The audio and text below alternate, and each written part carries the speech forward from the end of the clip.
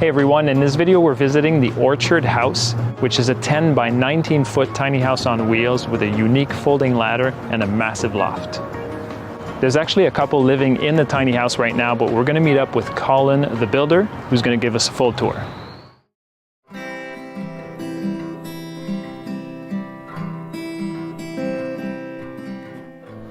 This is the first tiny house I did. It's called the Orchard House. It's supposed to resemble an apple in some way. So the bottom part is green, like a green apple. And then the top part, the shingles, I stained those shingles to resemble the color of the apple seeds. And so it's called the Orchard House because I built it on our site, which is in an apple orchard. It started as a dream in the beginning, having very minimal construction experience, going through my whole apprenticeship, continuing that dream while I learned the trade, and then carrying on as a contractor for a few years, and then being ready to fully dive into this. Yeah, it's a wonderful thing. It's my dream. I love this home. This is my work of art. Yeah.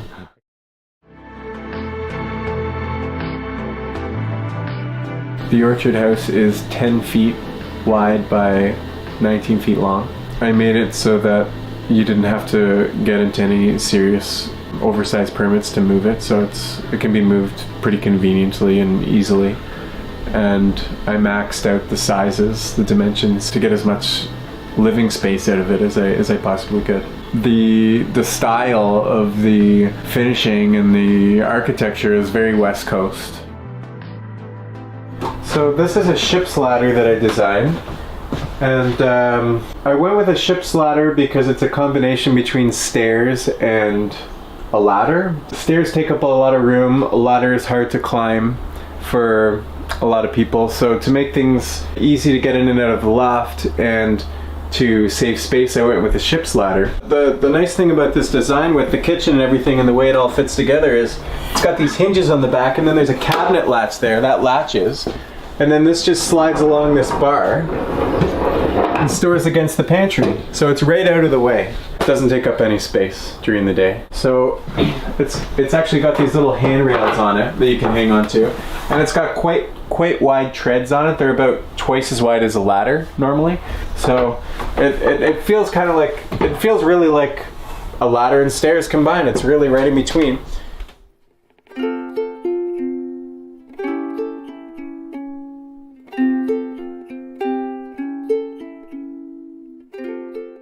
So this is the tiny kitchen table, and it's got two chairs right next to the window. And if you need the space for something else, just fold it down, and you've got more space.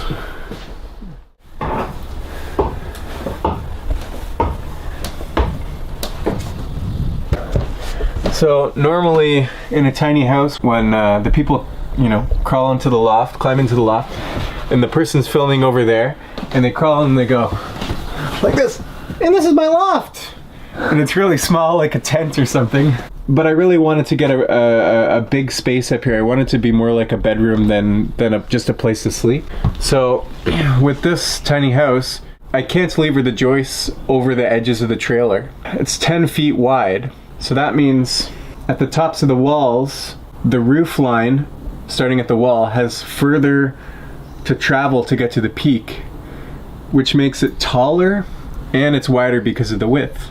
So it's really like, it's much closer to a bedroom up here. It's quite big, and it's just a lovely feel, lovely space. It's got these 4 windows, awning windows, opening windows with screens, so you can open those up and get a full cross breeze going in here while you're sleeping in the summer. There's 2 dormers in here. There's 2 shed dormers, so that raises the height of the roof even more. So that creates a taller space on the outside edges of the loft. So the electrical, it's wired for 110, and that can be changed to 12 volt by adding an inverter afterwards. That's just an add-on and really easy to do. You literally just add it on. The water comes in through an external hose bib. That gets the water into the house. I decided to put a composting toilet in this house, but the homeowners have the option of just putting a regular porcelain toilet here and connecting it to the septic. So it has both options. The only thing that uses electricity in this tiny house is the plugs, the lights, and the apartment size energy efficient fridge. The hot water is heated with propane. It's an on-demand system interior. The stove and the oven are propane. This is a stove oven unit here, and this is run on propane. And the fireplace at the front, that's really beautiful. It looks like a wood stove, but it's actually a propane fireplace, and the door even opens on it. It's a really nice little unit. It's got wood in it. It's fake wood actually, but it looks like wood.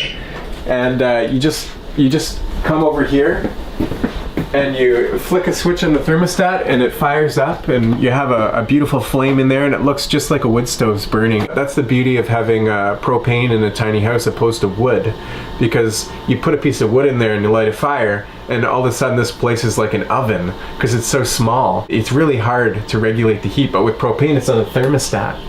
I mean, for practicality, propane is much more practical. Opening up this hatch at the end of the tiny house, there's two 30-pound propane tanks in here. In an effort to create this house with the possibility of being off-grid, the propane is there to support that.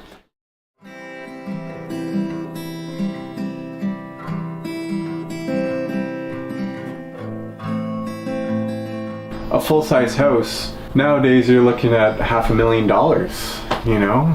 And for a tiny house like this, you know, it's very much a fraction of the cost of that. The dilemma on the west coast of North America, all the way from BC down to San Diego, California, is the price of land and the price of homes is so high that you basically have to get super lucky to buy a home, or, you know, win the lottery, or it's a miracle. I always say it's a miracle for young people to buy a home on the West Coast. So the opportunity for young people to have a stable home, actually plant roots, and they can develop a sense of connection with the land around them, which is so important. The goal is for people to have the opportunity to sink their roots into a community. If you want to see more of Colin's tiny home projects, you can check out his website at saltspringislandtinyhomes.com. Our friend Simon actually filmed this video for us. He was one of the first people that we interviewed on our channel, and he's working on a really interesting project right now. He's converting a catamaran to live on that's going to be working entirely off of solar and wind energy. So definitely check out his YouTube channel. It's called Finding Simon. Please share this video if you liked it. Be sure to subscribe, and thanks for watching.